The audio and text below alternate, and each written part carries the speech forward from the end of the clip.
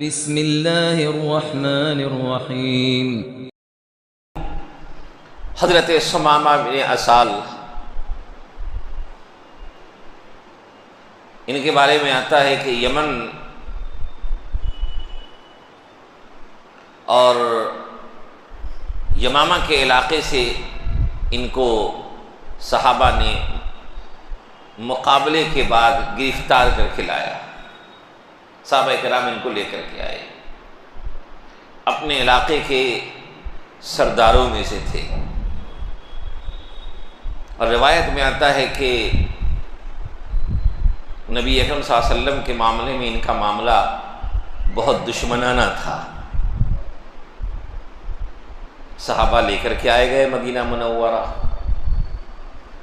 مسجد نبوی کے ستونوں میں باندھ دیا گیا، ان کو قیدی تھے۔ نبی اکرم صلی اللہ علیہ وسلم نے صحابہ سے پوچھا کہ ان کو کوئی تکلیف تو نہیں پہنچی تم لوگوں سے؟ قیدی کے بارے میں پوچھ رہے ہیں، کوئی تکلیف تو نہیں پہنچی؟ صحابہ نے کہا یا رسول اللہ بس کچھ نہیں، بس ہم لوگوں نے صرف انہیں باندھ دیا ہے، بدھے رہے۔ نبی اکرم صلی اللہ علیہ وسلم وہاں پہ تشریف لائے، پوچھا کیا بات ہے، کچھ کہنا ہے؟ کہا کیا کہنا ہے؟ بات یہی ہے کہ اگر آپ قتل کرتے ہیں تو ایک خونخوار کو قتل کریں گے، معاف کرتے ہیں تو احسان کا شکریہ ادا کرنے والا پائیں گے، مال چاہتے ہیں تو جتنا مال چاہیے ہم دینے کے لیے تیار ہیں۔ آپ صلی اللہ علیہ وسلم ان کی ان باتوں کو سن کر کے چلے جاتے ہیں۔ اگلے دن پھر تشریف لائے، یہی سوال کیا، یہی جواب ملا۔ پھر آپ صلی اللہ علیہ وسلم چلے گئے۔ اس کے اگلے دن پھر تشریف لائے، آپ نے یہی سوال کیا، انہوں نے وہی جواب دیا۔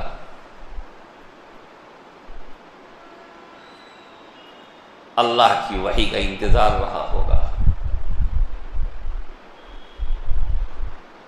نبی اکرم صلی اللہ علیہ وسلم نے تیسرے دن فرمایا کہ صحابہ سے انہیں کھول دو۔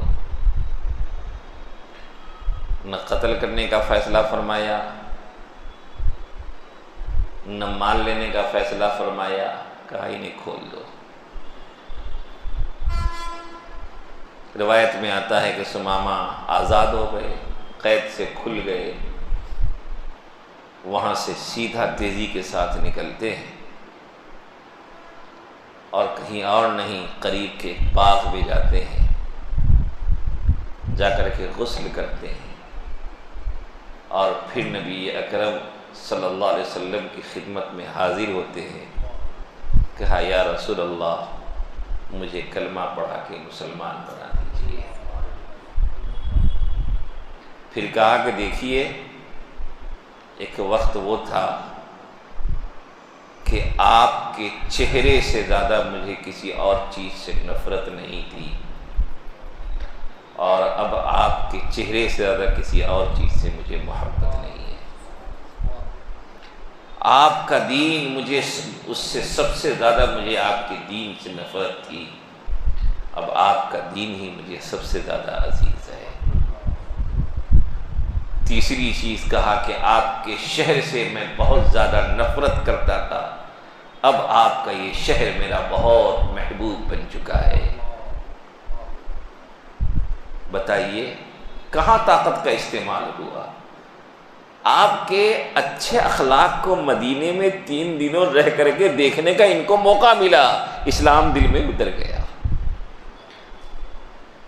اسلام اسی طرح پھیلا ہے۔ اس کے بعد انہوں نے کہا یا رسول اللہ میں عمرے کا ارادہ کیے ہوا تھا، اس زمانے میں مشرکین بھی اپنے طریقوں سے عمرہ کیا کرتے تھے، اب آپ بتائیے کہ میں کیا کروں؟ آپ صلی اللہ علیہ وسلم نے فرمایا کہ تم اپنے ارادے کے مطابق جاؤ، جا کے عمرہ کرو۔ چنانچہ مکہ پہنچتے ہیں عمرہ کرنے کے لیے، تو مکے کے لوگوں نے کہا ارے سمامہ تم تو بددین ہو گئے،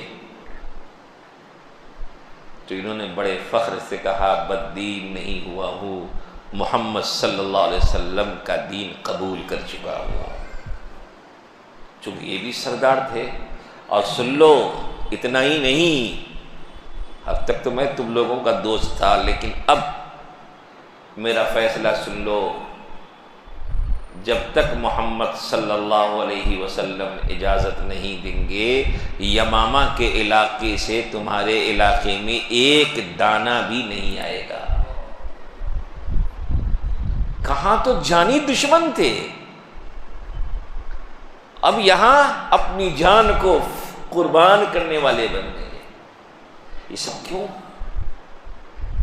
ہمارے آقا صلی اللہ علیہ وسلم کہ عفو درگزر، حلم و بردباری، آپ کے حسن اخلاق، آپ کی نرم دلی، آپ کے مزاج کی نرمی، ان چیزوں کی بنیاد پر بے شمار لوگوں نے جب آپ کو دیکھا تو ان کو آپ کی سچائی کا اعتراف ہو گیا، وہ مسلمان ہو گئے۔ غرضے کے نبی اکرم صلی اللہ علیہ وسلم کو جو اللہ نے فرمایا وَمَا أَرْسَلْنَاكَ إِلَّا رَحْمَةً لِلْعَالَمِينَ، آپ رحمت ہیں ہر ایک کے حق میں، اپنوں کے حق میں بھی، دشمنوں کے حق میں بھی، انسانوں کے حق میں بھی، جناتوں کے حق میں بھی، حیوانوں کے حق میں بھی، بلکہ کائنات کی ہر چیز کے حق میں آپ یقیناً رحمت للعالمین ہیں۔ اللہ ہم سب کو آپ کی محبت کا قیمتی حصہ عطا فرمائے۔ وآخر دعوانا ان الحمد للہ رب العالمین۔